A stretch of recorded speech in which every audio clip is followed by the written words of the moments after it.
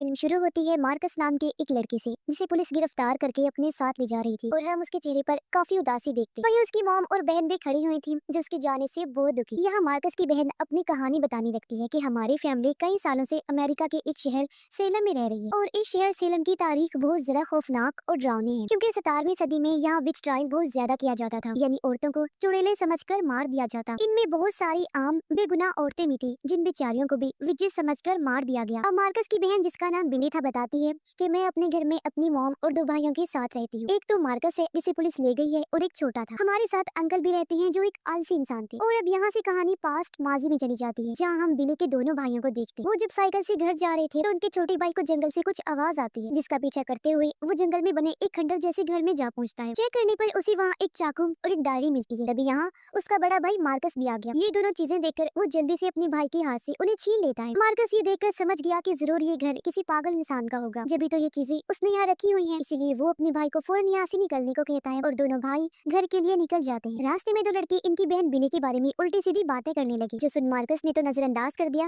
लेकिन छोटा भाई उनसे झगड़ने लगता है। पर जब वो ज्यादा गलत बातें बिली के बारे में बोलने लगे तो इस बार मार्कस को भी गुस्सा आ गया। वो भी उनसे लड़ने लगता है जो देखकर उसका छोटा भाई खुश हो गया कि मेरी तरह ये भी बहन से प्यार करता है। ये जब घर पहुंचे तो मार्कस के छोटे भाई को एक बार फिर वो आवाज सुनाई देती है। उसने जब अपना बैग चेक किया तो वही चाकू उसके बैग में पड़ा हुआ था जो उसे खंडर से मिला था। बच्चा काफी हैरान रह गया, सोचता है आखिर ये चाकू मेरे बैग में कैसे आ गया जबकि हम तो इसे छोड़ के आए थे। उसके चेहरे पर परेशानी देखकर अंकल पूछते हैं कि तुम्हारी बैग में क्या है, लेकिन बच्चा इनकार करते हुए कहता है कि बैग में कुछ भी नहीं है। घर में बिली जब अपनी मॉम के साथ थी तो वो उनसे बहस करती है कि मुझे अपने दोस्त के साथ पार्टी में जाना है, लेकिन उसकी मॉम मना कर देती है कि नहीं तुम नहीं जा सकती क्योंकि तुम्हें अपने भाइयों का ख्याल रखना है। दरअसल उसकी मॉम काम पर जाया करती थी और बिली उनकी बड़ी बेटी, लेकिन वो मॉम से बार बार जिद करती है कि मुझे हर हाल में जाना है। तभी घर में मार्कस और उसका छोटा भाई भी आ जाते हैं जहाँ बिली और मार्कस की आपस में बहस हो जाती है। उनकी मॉम बिली को डांटते हुए कहती है कि खबरदार अगर तुम घर से बाहर निकली तो। इतना बोलकर वो काम पर चली गई। बिली के भाई को एक बार फिर वही आवाज आती है। हैरत वाली बात कि वो सिर्फ उसे ही सुनाई दे रही। तो परेशान होकर वो अपने कमरे में चला जाता है और उस जंग लगे चाकू को साफ करने लगता है। देखने से लग रहा था जैसे पता नहीं कितने साल पुराना है। चाकू पर लिखा था कि मैं गेम खेलूंगा और जैसे ही बिली के भाई ने चाकू को हाथ लगाया उसे माजी की अजीब डरावनी चीजें नजर आने लगती हैं। हर तरफ औरतों की लाशें और खून, ऐसा लग रहा था जैसे वो 17वीं सदी में पहुंच गया हो। फिर वो औरतें भी उसे साफ नजर आने लगी और उन्हें विच समझकर किस किस तरह मारा गया था वो सब वो देख पा रहा था। तभी उसके दरवाजे पर कोई आ गया, इसलिए मार्कस का भाई चाकू की दूसरी साइड पर लिखी गई लाइंस नहीं पढ़ पाता। इस चाकू को देखने से साफ लग रहा था जैसे ये किसी तरह का कर्ज यानी श्राप है। लेकिन अब धीरे धीरे मार्कस का भाई इस आवाज के कब्जे में आ रहा था। उसका बर्ताव भी अजीब हो रहा था और आवाज उसे जो जो कह रही थी वो वैसा ही कर रहा था। तभी कमरे में मार्कस आ गया जो अपने भाई को कहता है कि मैं तुम्हारे साथ मूवी देखना चाहता हूँ। वो अपने भाई को लेकर बाहर आ गया जहाँ ये तीनों बहन भाई और बिली की दोस्त मूवी देखने लगते। लेकिन यहाँ भी उनके भाई का बर्ताव अजीब हो रहा था। उसकी हालत देखने से साफ लग रहा था जैसे वो किसी के कंट्रोल में होता जा रहा है। उसे वही आवाज सुनाई दे रही थी जिसकी बात मानकर वो अजीब हरकतें कर रहा था। जहाँ उसकी ऐसी हालत पर मार्कस को शक होने लगता है। इतनी ही देर में यहाँ बिली का वो दोस्त भी आ गया जिसके साथ वो पार्टी में जाना चाहती थी और उनके अंकल भी। यहाँ मार्कस और बिली की पार्टी को लेकर एक बार फिर बहस हो जाती है। उसके अंकल बिली को कहते हैं कि तुम्हारी मॉम का ये हुक्म था कि तुम घर से ना निकलो, पर क्योंकि उसका दोस्त उसे लेने आ गया था तो अब उसका भी दिल कर रहा था जाने का। इसी बीच हम देखते हैं कि मार्कस के भाई को जो आवाज सुनाई दे रही थी वो दरअसल एक आत्मा थी जो पूरी तरह उस पर हावी हो गई थी और वो आत्मा किसी तरह उन सबको वहीं रोकना चाहती थी ताकि वो सभी उसके साथ एक गेम खेलें, यानी जैसा उस चाकू पर लिखा था कि मैं गेम खेलूंगा। मगर इनमें से किसी को भी उस गेम के बारे में नहीं पता था। तब मार्कस का भाई कहता है कि तुम सबको वो गेम खेलने के लिए घर के अंदर ही रुकना पड़ेगा। अब मार्कस अपने भाई की बातें और उसका बदलता हुआ बर्ताव देखकर काफी चौंक गया। वो फिर अपने भाई को कहता है कि मैं और बिली अपने दोस्तों के साथ सिर्फ 2 घंटे के लिए ही पार्टी में जा रही है, तब तक तुम अंकल के साथ गेम खेलकर एंजॉय करो। मार्कस की ये बात सुनकर उसका भाई गुस्से से लाल हो जाता है। वो कहने लगा ठीक है, अगर तुम पार्टी में जाना चाहते हो तो जाओ, लेकिन उससे पहले तो मेरे साथ लाजमी गेम खेलनी पड़ेगी। अब अंकल भी कह देते हैं कि मुझे भी ये गेम वेम नहीं खेलनी और मैं जा रहा हूँ। लेकिन मार्कस का भाई गुस्से से अंकल को वहीं बैठने को कहकर गेम का हिस्सा बना लेता है। उसे गुस्से में देखकर बाकी सब भी वहीं बैठ जाते हैं जिन्हें वो गेम की असूल बताता है। फिर वो सबको अपने साथ ये दोहराने को कहता है कि I will play and I will not quit, यानी मैं गेम खेलूंगा और इसे नहीं छोड़ूंगा। जब सबने ये बोला तो मार्कस का भाई अपने बैग से वही चाकू निकालता है। उसके हाथ में चाकू देकर मार्कस फौरन वो चाकू छीन लेता है क्योंकि उसे कुछ गड़बड़ लग रही। इसके कुछ देर बाद बिली मार्कस को कहती है कि मैं अपने दोनों दोस्तों के साथ पार्टी में जाना तो चाहती हूँ, लेकिन इस छोटे भाई को ऐसी हालत में कैसे छोड़ूं। कुछ घंटों की की बात है, लेकिन मुझे इसकी टेंशन लगी रहेगी। इस पर मार्कस कहता है कि तुम बेफिक्र होकर जाओ, मैं हूँ ना यहाँ, इसका ध्यान मैं रख लूंगा। इसलिए बिली अपने दोस्तों के साथ वहाँ से निकल जाती, लेकिन उनके भाई के अंदर की आत्मा बहुत ज्यादा गुस्से में आ जाती है और वो चिल्लाकर मार्कस को कहती है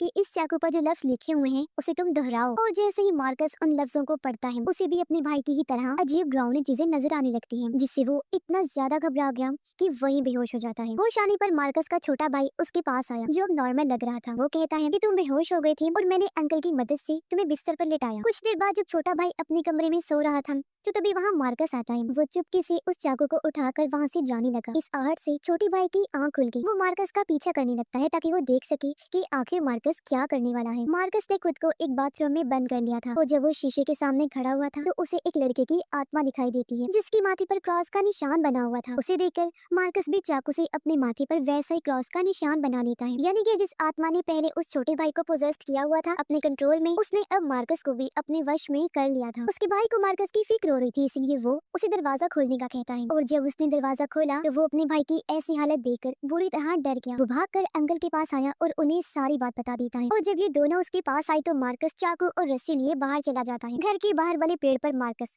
रस्सी को बांधकर फंदा बना देता है। फिर उसके अंदर की आत्मा अंकल को कहती है कि मैं तुम्हारे साथ हैंगमैन नाम का एक गेम खेलना चाहता हूँ। पर अंकल उसकी बात टालकर उसके करीब जाने लगे ताकि वो देख सके कि आखिर मार्कस को क्या हुआ है कि वो इस तरह बर्ताव कर रहा है। उसके पास आते ही मार्कस के अंदर की आत्मा को गुस्सा आ गया और वो अंकल की गले में रस्सी डालकर उन्हें फंदे पर लटका देता है। फिर रस्सी खींचकर उनकी जान ही ले लेता है। उधर पार्टी में बिली अपनी दोस्त के साथ बातें कर रही थी। कहती है कि मैं अब इस शहर में रहना नहीं चाहती, मैं अपने दोस्त के साथ जब शादी कर लूंगी तो हम ये शहर छोड़ के चले जाएंगे। तभी बिली की ड्रिंक खत्म हो गई, जो लेने वो अंदर जाती है, पर तभी वो अपनी दोस्त के साथ किसी और लड़की को देख लेती है। वो टूट गई क्योंकि उसे समझ आ गई थी कि ये मुझे धोखा दे रहा है, इसीलिए वो रोते हुए पार्टी छोड़कर घर के लिए निकल जाती है। बाहर बिली की दोस्त जब अकेली थी, तो तभी यहाँ मार्कस आ जाता है। कुछ टाइम बाद यहाँ बाकी लोग भी आ, जो मार्कस की ऐसी हालत देखकर घबरा जाते हैं। अब मार्कस उनके एक दोस्त को पकड़कर कब्जे में ले लेता है। उसने लड़की को पकड़कर उसकी गर्दन पर चाकू रख दिया था और वो उन सबको अपने साथ गेम खेलने के लिए कहता है। तब उसकी बात मानकर सब लोग गेम खेलने लगे, जो दरअसल हाइड एंड सीक का गेम था, इनकी लुका छुपी। बिली जब घर के लिए जा रही थी, उसे रास्ते में अपना छोटा भाई मिलता है, जो बता रहा था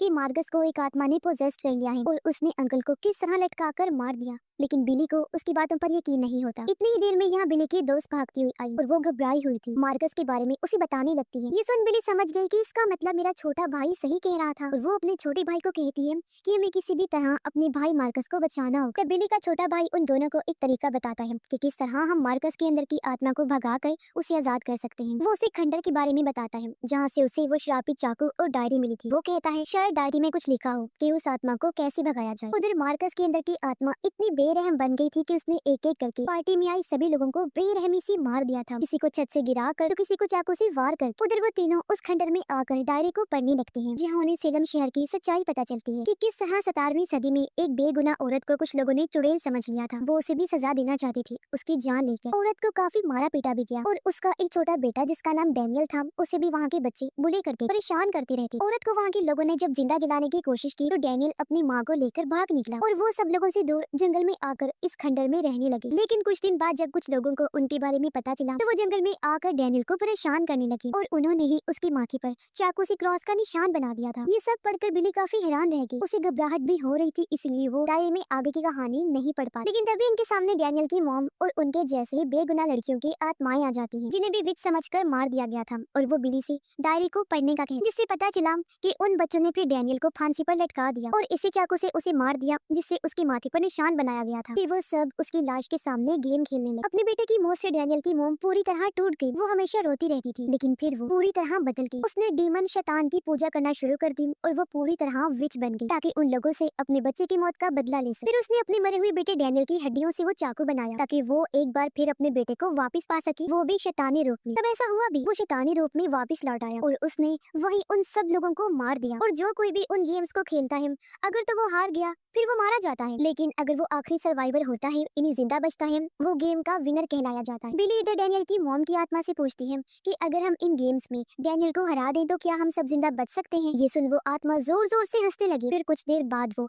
वहाँ से गायब हो जाती है। अब बिली अपने छोटे भाई और दोस्त को कहती है कि हमें डैनियल के साथ गेम खेलनी ही होगी, ताकि हम अपने भाई मार्कस को उसके चुंगल से बचा सके, जिसने उसके जिस्म पर कब्जा किया हुआ है। बिली फैसला करती है कि हम उसके साथ टॉर्च गेम खेलेंगे, क्योंकि उस गेम में उनका छोटा भाई बहुत अच्छा था। टॉर्च गेम में इसकी रोशनी जिस पर भी पड़ती है वो गेम से आउट हो जाता है। कुछ टाइम टाइम बाद जब भी घर पहुंची तो उनका छोटा भाई मार्कस को कहता है कि मैं तुम्हारे साथ टॉर्च गेम खेलना चाहता हूँ, जिसके लिए वो मान भी जाता है। फिर जब गेम स्टार्ट हुई तो उनका छोटा भाई अपनी टॉर्च लेकर मार्कस को ढूंढने लगता है। उसने घर की सारी लाइट्स भी ऑफ कर दी थी। अचानक उसे किसी के कदमों की आहट सुनाई देती है। चेक करने पर वहाँ मार्कस ही था। उसे देखकर जब उसने रोशनी मारी तो मार्कस का पैर बुरी तरह जलने लगता है, क्योंकि उन बच्चों ने डैनियल को जलाकर मारने की भी कोशिश की थी। इससे मार्कस को काफी तकलीफ होने लगी और अपने भाई को इस तरह तड़पते हुए उसका छोटा भाई नहीं देख सकता था, इसलिए वो फौरन टॉर्च हटा लेता है। लेकिन मौके का फायदा उठाकर मार्कस के अंदर डैनियल की आत्मा वहाँ से भाग जाती है, जिसके बाद बिली, उसका भाई और दोस्त तीनों मिलकर अब मार्कस को ढूंढने लगते हैं। और तभी उन्हें छत से खून टपकता हुआ नजर आता है, जो और किसी का नहीं बल्कि मार्कस का ही था, क्योंकि वो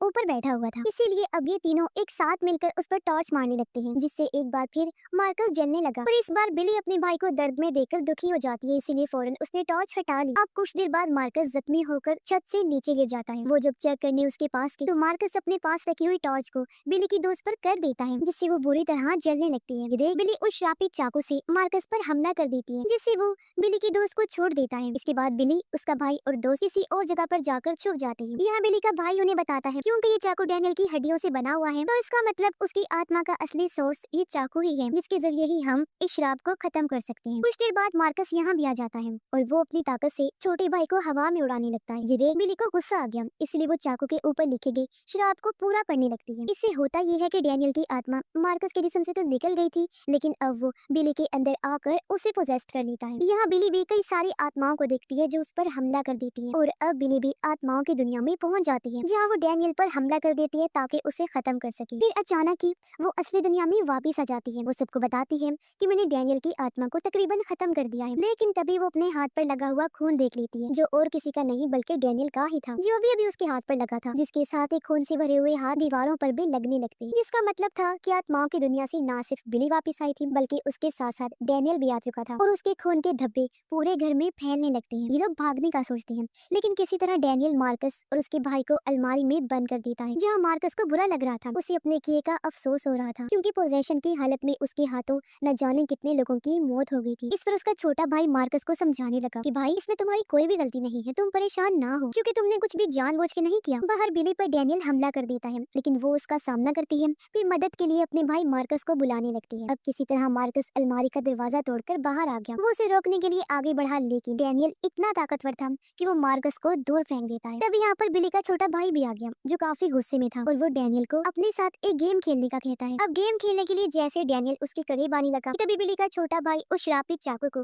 डैनियल के अंदर घुसा देता है, जिससे वो वहीं गिर गया। फिर वो जलकर राख बनने लगा और काले धुएं की सूरत में वहाँ से गायब हो जाता है। ये देखकर वो लोग काफी खुश हो जाते हैं, क्योंकि उन्हें लग रहा था कि हमने डैनियल को खत्म कर दिया है। फिर अगले दिन मार्कस खुद को पुलिस के हवाले कर देता है, क्योंकि उसे लोगों की मौत से बहुत शर्मिंदगी हो रही थी। और ये वही सीन है जिसे हमने कहानी की शुरुआत में देखा था। अब कुछ टाइम बाद हम उसी खंडर को देखते हैं, जहाँ आग जलती हुई अचानक बुझ जाती है, और हम उसके अंदर उसी श्रापित चाकू और डायरी को देखते हैं, जिससे हमें पता चलता है कि मौत का ये खेल अभी खत्म नहीं हुआ, यानी डैनियल की आत्मा एक बार फिर लौटकर आएगी। जब कोई इस चाकू और डायरी को लेगा तो मौत का सिलसिला एक बार फिर शुरू हो जाएगा। और इसी भयानक एंडिंग के साथ ही इस फिल्म की कहानी भी यहीं पर खत्म।